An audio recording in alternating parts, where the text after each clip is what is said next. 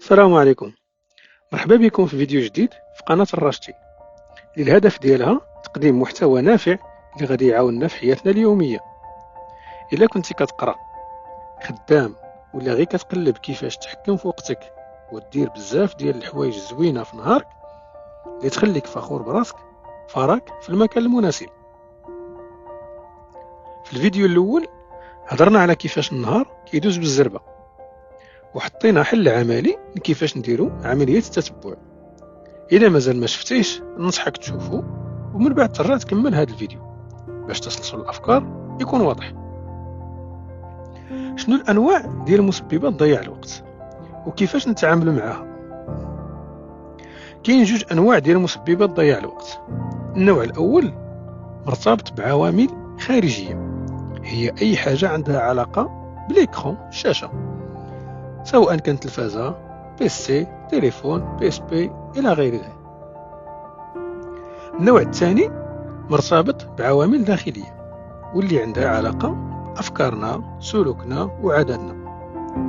هذا الفيديو غادي نركزوا على النوع الأول. قبل ما نبداو خاصنا نتفقوا على أن كل واحد فينا محتاج يدوز وقت محدد في هذا الثلاثي المرح: التليفون، التلفازة والبيسي. خاصنا نتفقوا باللي ولاو حاجة ضرورية في حياتنا. الهدف ديالنا هو حنا نتحكموا فيهم بدل ما هما يتحكموا فينا، ويكونوا هما سبب التشتت وضياع الوقت.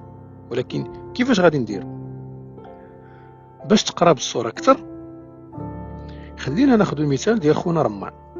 كنضحك معاك صديقي. صاحبنا سميتو سمير، تلميذ ولا طالب.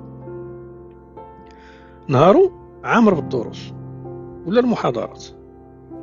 سمير باغي يطور من راسو، باغي يتعلم الفرنسي مزيان، باغي يطور لونغري ديالو، يواظب على الرياضة، يتعلم مهارات جديدة تفيدو في سوق الشغل، وزيد.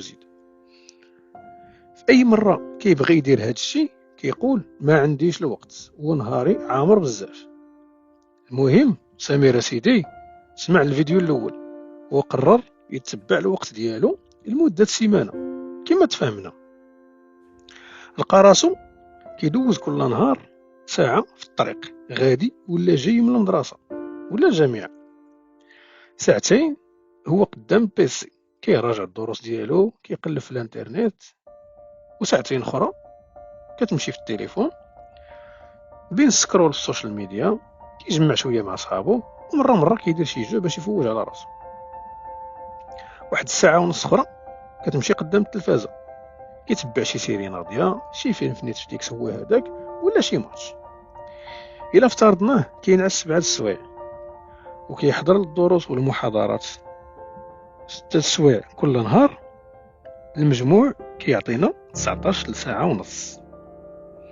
يعني من 24 ساعة كتبقى له 4 سوايع ونص فيها الماكلة، العبادات، وإلا كانت شي صغيرة مرة. دابا ركز معايا مزيان على هاد الثلاثي الخطير: تليفون، بيسي والتلفازة. صاحبنا سمير كيدوز فيهم 5 سوايع ونص كل نهار بلا ما نحسبو الويكاند باش ما نعقدوش الأمور. دابا اجي معايا ندير شويه ديال الماط، ماشي شي ماط ما تخلعش. الا ضربنا هاد ال5 سوايع ونص في 5 اللي هي العدد ديال الايام الاسبوع من الاثنين حتى الجمعه، غادي تعطينا 27 ساعه ونص. غادي نشدو هاد 27 ساعه ونص غادي نضربوها في 4، غادي تعطينا 110 اللي هو العدد ديال السوايع في الشهر. غنشدو هاد 110 وغادي نضربوها في 12، غادي تعطينا 1320 اللي هي العدد ديال السوايع في العام. حتى لهنا مزيان.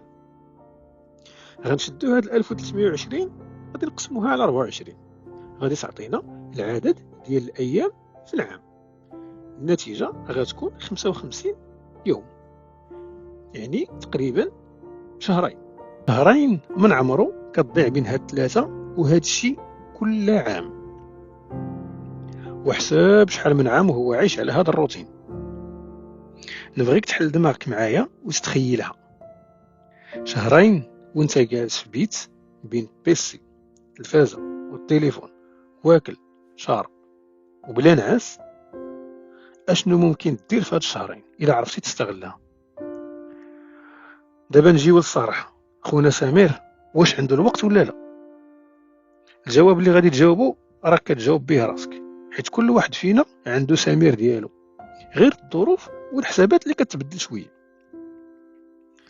دابا المشكل ها هو، والحل شنو هو؟ شنو المعمول باش نتجنبوا هاد الشيء؟ خاصنا نتفقوا باللي اي تغيير كما بغاو يكون خاصو الوقت والعزيمه والاراده والصبر. تفكر ديما المثال ديال الفلاح اللي ما يمكنش يحصد الغله ولا المحصول ديالو بلا وقت. دابا وصلنا للحل العملي. التقنيه ما غاديش تختلف على الفيديو الاول. غادي نركزوا في الاول على التتبع ديال التليفون. على سبيل المثال لهذا الشيء كنقترح عليك تجرب واحد لابليكاسيون سميتها اكشن داش، زوينه بزاف، فابور، كتعطيك تتبع الوقت اللي كدوزو في التليفون ومميزات اخرى باش تتحكم في راسك اكثر ودير لراسك القيود. الا بغيتي نديرو عليها فيديو خاص اكتبها لي في التعليقات وغادي نركزوا عليها في فيديو اخر ان شاء الله باش نشوفوا شنو هما المميزات والخصائص ديالها. نخليك دير هذا التمرين لمده سيمانه على الاقل، ونرجعوا في الفيديو الجاي باش نشوفوا كيفاش نزيروا راسنا ونديروا القيود الحوايج اللي غادي يضيعوا لنا الوقت باش التليفون اللي محكم فينا نوليو حنا نتحكموا فيه. الى عجبك الفيديو ما تنساش اللايك، سبسكرايب وبارطاج باش الفائده تعم ان شاء الله. والى الفيديو المقبل، والله المعين.